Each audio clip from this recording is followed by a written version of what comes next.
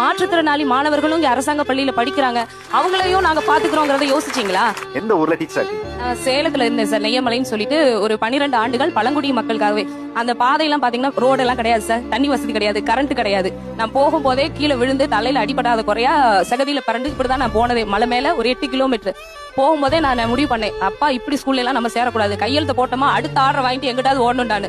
அங்க போய் இருக்கக்கூடிய குழந்தைகளை பார்க்கவும் அப்ப முடிவு பண்ணேன் சார், இந்த பள்ளிக்கு தான் நம்ம வரணும், இங்கதான் நம்ம பணியாற்றணும்னு, சேவை செய்யணும், இந்த மக்களுக்காக தான் இருக்கணும்னு செஞ்சு 12 ஆண்டுகள் தொடர்ந்து அதே பள்ளியில தான் இருந்தேன் சார். அந்த குழந்தைகள் மேல இருந்து மலையில இருந்து கீழே வந்து இந்த மாதிரி ஒரு உலகத்தை பார்த்ததே கிடையாது.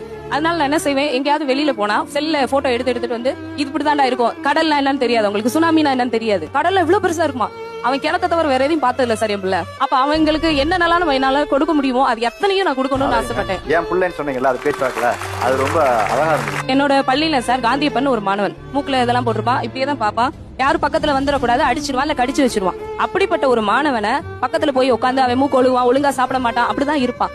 அந்த மாணவனையும் கொஞ்சம் கொஞ்சமா தான் நான் திருத்தி, அடிக்க கூடாதா, கடிக்க கூடாதா, தப்புடா அப்படின்னு அவனுக்கு கொஞ்சம் கொஞ்சமா புரிய வச்சுட்டு, ஒரு நாள் கிளாஸ்ல ஒரு பையன் சூர்யான்னு ஒரு பையன் தப்பு பண்ணிட்டான்.